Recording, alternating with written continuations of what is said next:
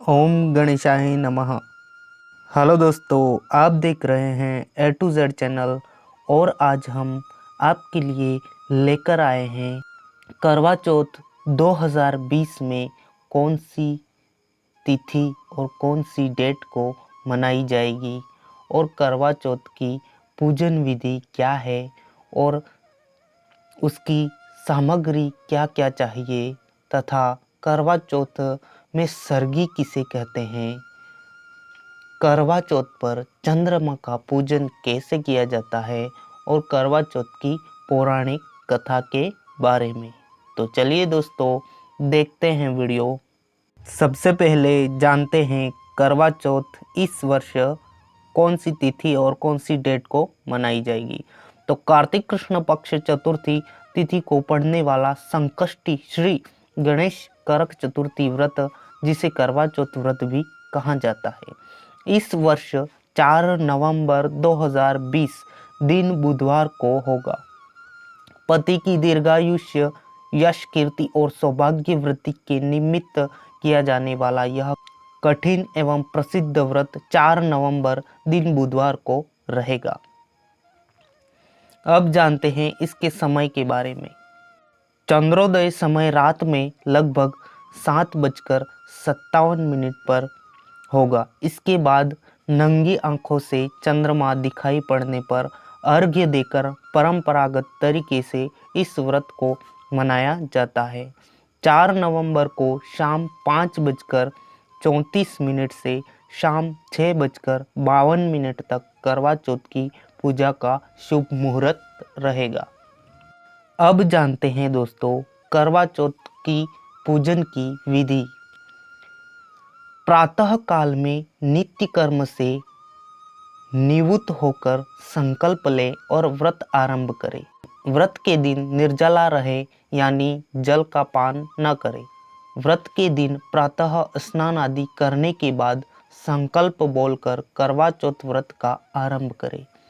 प्रातः पूजा के समय मंत्र के जप से व्रत प्रारंभ करें। मंत्र: मम सुख सौभाग्य पुत्र पौत्रादि सुस्थिर श्री प्राप्तये करक चतुर्थी व्रत मह्यम करिष्यसे। घर के मंदिर की दीवार पर गेरू से फलक बनाकर चावलों को पीसे, फिर इस घोल से करवा चित्रित करें। इस रीति को करवा धरना कहा जाता है। शाम के समय माँ पार्वती की प्रतिमा की गोद में श्री गणेश को विराजमान कर उन्हें लकड़ी के आसन पर बिठाए। माँ पार्वती का सुहाग सामग्री आदि से श्रृंगार करें। भगवान शिव और माँ पार्वती की आराधना करें और कोरे करवे में पानी भरकर पूजा करें। सौभाग्यवती स्त्रियां पूरे दिन का व्रत कर व्रत की कथा का श्रवण करें। सायंकाल में चंद्रमा के दर्शन करने के बाद ही पति द्वारा अन्न एवं जल ग्रहण करें। पति, सास, ससुर सबका आशीर्वाद लेकर व्रत को समाप्त करें। अब जानते हैं मित्रों करवा चौथ व्रत की पूजन की सामग्री। कुमकुम, शहद, अगरबत्ती, पुष्प, कच्चा दूध, शक्कर, शुद्ध घी, दही, मेहंदी, मिठाई, गंगाजल, चंदन, चावल, सिंदूर, मेहंदी, महावर, कंघा, बिंदी, चुनरी, चूड़ी, बिछुआ, मिट्टी का टोटीदार करवा व ढक्कन, दीपक, रुई, कपूर, गेहूं, शक्कर का बूरा, हल्दी, पानी का लोटा, गोरी बनाने के लिए पीली मिट्टी, लकड़ी का आसन, छलनी, 8 पूरियों की अठावरी, हलवा, दक्षिणा के लिए पैसे। संपूर्ण सामग्री को एक दिन पहले ही एकत्रित कर ले। व्रत वाले दिन ब्रह्म मुहूर्त में उठकर स्नान कर स्वच्छ कपड़े पहन ले व श्रृंगार भी कर ले। इस अवसर पर करवा की पूजा आराधना कर उसके साथ शिव पार्वती की पूजा का विधान है। क्योंकि माता पार्वती ने कठिन तपस्या करके शिवजी को प्राप्त कर अखंड सौभाग्य प्राप्त किया था, इसलिए शिव पार्वती की पूजा की जाती है। करवा चौथ के दिन चंद्रमा की पूजा का धार्मिक और ज्योतिष दोनों ही दृष्टि से महत्व है। व्रत के दिन प्रातः स्नान आदि करने के बाद संकल्प बोलकर करवा चौथ व्रत का आरंभ करें। आइए अब जानते हैं कि सरगी किसे कहते हैं। इस दिन व्रत से पूर्व सूर्योदय से पहले सास या परिवार के अन्य बुजुर्ग अपनी बहू को एक खास भेंट देते हैं, जिसे सरगी कहते हैं।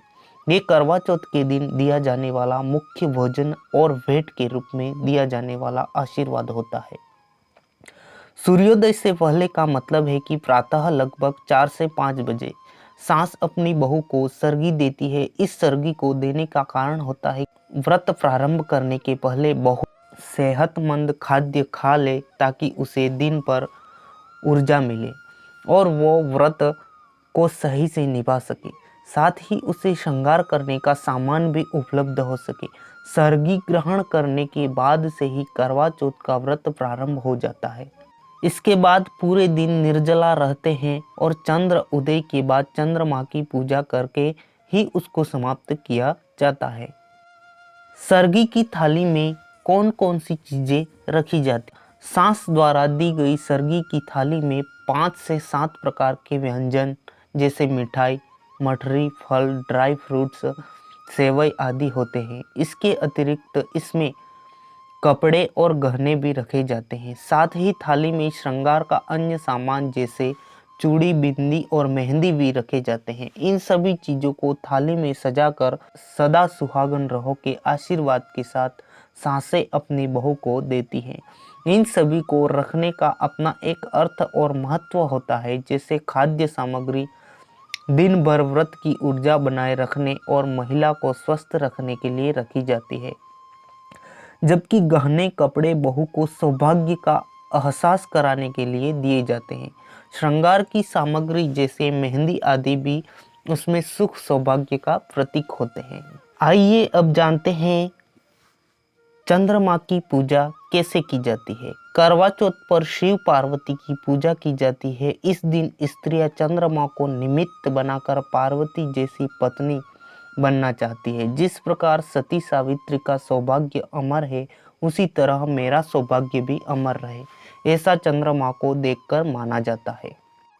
चांदी के पात्र में पानी में थोड़ा सा दूध मिलाकर चंद्रमा को अर्घ्य देना चाहिए। चंद्रमा को अर्घ्य देने से मन में आ रहे समस्त नकारात्मक विचार, दुर्भावना, असुरक्षा की भावना और पति के स्वास्थ्य को लाभ मिलता है। चंद्रमा को अर्घ्य देने से चंद्र की स्थिति भी मजबूत होती है। चंद्रदेव को अर्घ्य देते समय इस मंत्र का जाप करना चाहिए। अर्घ्य देते समय इस मंत्र के जप करने से घर में सुख शांति आती है। गगनार्णव माणिक्य चंद्र दाक्षायणीपते ग्रहणार्घ्यम मया दत्तम गणेश प्रतिरूपक। इसका अर्थ है कि सागर समान आकाश के माणिक्य दक्ष कन्या रोहिणी के प्रिय व श्री गणेश के प्रतिरूप चंद्रदेव मेरा अर्घ्य स्वीकार करें। तो यह थी दोस्तों करवा चौथ और पूजन विधि, सामग्री तथा अन्य जानकारी। तो अब हम सुनेंगे करवा चौथ की पौराणिक कथा। बहुत समय पहले की बात है। एक साहूकार के 7 बेटे और उनकी एक बहन करवा थी। सभी 7 भाई अपनी बहन से बहुत प्यार करते थे, यहाँ तक कि वे पहले उसे खाना खिलाते और बाद में स्वयं खाते थे। एक बार उसकी बहन ससुराल से मायके आ गई थी। शाम को भाई जब अपना व्यापार व्यवसाय बंद कर घर आए तो देखा उनकी बहन बहुत व्याकुल थी। सभी भाई खाना खाने बैठे और अपनी बहन से भी खाने का आग्रह करने लगे, लेकिन बहन ने बताया कि उसका आज करवा चौथ का निर्जल व्रत है और वह खाना सिर्फ चंद्रमा को देखकर उसे अर्घ्य देकर ही खा सकती है, क्योंकि चंद्रमा अभी तक नहीं निकला है, इसलिए वह भूख प्यास से व्याकुल हो उठी है। सबसे छोटे भाई को अपनी बहन की हालत देखी नहीं जाती और वह दूर पीपल के पेड़ पर एक दीपक जलाकर चलनी की ओट में रख देता है। दूर से देखने पर वह ऐसा प्रतीत होता है कि जैसे चतुर्थी का चांद उदित हो रहा हो। इसके बाद भाई अपनी बहन को बताता है कि चांद निकल आया है, तुम उसे अर्घ्य देने के बाद भोजन कर सकती हो। बहन खुशी के मारे सीढ़ियों पर चढ़कर चांद को देखती है, उसे अर्घ्य देकर खाना खाने बैठ जाती है। वह पहला टुकड़ा मुंह में डालती है तो उसे चीख आ जाती है, दूसरा टुकड़ा डालती है तो उसमें बाल निकल आता है, और जैसे ही तीसरा टुकड़ा मुंह में डालने की कोशिश करती है तो उसके पति की मृत्यु का समाचार उसे मिलता है। वह बौखला जाती है। उसकी भाभी उसे सच्चाई से अवगत कराती है कि उसके साथ ऐसा क्यों हुआ। करवा चौथ का व्रत गलत तरीके से टूटने के कारण देवता उससे नाराज हो गए हैं और उन्होंने ऐसा किया है। सच्चाई जानने के बाद करवा निश्चय करती है कि वह अपने पति का अंतिम संस्कार नहीं होने देगी और अपने सतीत्व से उन्हें पुनर्जीवन दिलाकर रहेगी। वह पूरे 1 साल तक अपने पति की शव के पास बैठी रही, उसकी देखभाल करती रही। उसके ऊपर उगने वाले सुईनुमा घास को वह एकत्रित करती जाती है। 1 साल बाद फिर करवा चौथ का दिन आता है। उसकी सभी भाभियाँ करवा चौथ का व्रत रखती है। जब भाभियाँ उससे आशीर्वाद लेने आती है तो वह प्रत्येक भाभी से यम सुई ले लो, पिय सुई दे दो, मुझे भी अपने जैसी सुहागिन बना दो, ऐसा आग्रह करती है। लेकिन वह हर बार भाभी उसे अगली भाभी से आग्रह करने का कहकर चली जाती है। इस प्रकार जब छठे नंबर की भाभी आती है तो करवा उससे भी यही बात दोहराती है।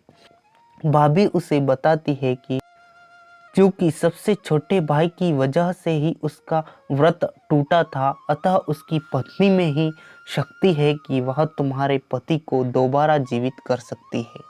इसलिए जब वह आए तो तुम उसे पकड़ लेना और जब तक वह तुम्हारे पति को जिंदा न कर दे उसे नहीं छोड़ना। ऐसा कहकर वह चली जाती है। सबसे अंत में छोटी भाभी आती है। करवा उनसे भी सुहागिन बनने का आग्रह करती है, लेकिन वह टाल मटोली करने लगती है। इसे देख करवा उन्हें जोर से पकड़ लेती है और अपने सुहाग को जिंदा करने के लिए कहती है। भाभी उससे छुड़ाने के लिए नोचती है, खसोटती है, लेकिन करवा नहीं छोड़ती। अंत में उसकी तपस्या को देख भाभी पसीज जाती है और अपनी छोटी उंगली को चीरकर उसमें से अमृत उसके पति के मुंह में डाल देती है। करवा का पति तुरंत श्री गणेश कहता हुआ उठ बैठता है। इस प्रकार प्रभु कृपा से उसकी छोटी भाभी के माध्यम से करवा को अपना सुहाग वापस मिल जाता है। हे श्री गणेश, माँ गौरी, जिस प्रकार करवा को चिर सुहागन का वरदान आपसे मिला है, वैसा ही सब सुहागिनों को मिले और जो पढ़े उसका मनोरथ पूर्ण हो। बोलो माता गौरी और शिव शंकर की जय। तो दोस्तों, यह वीडियो अगर आपको पसंद आया हो तो शेयर कर दीजिए, लाइक कर दीजिए और चैनल को सब्सक्राइब भी कर लीजिए, ताकि आगे आने वाले ऐसे ही वीडियो आप तक सबसे पहले पहुंच जाए। थैंक यू, धन्यवाद।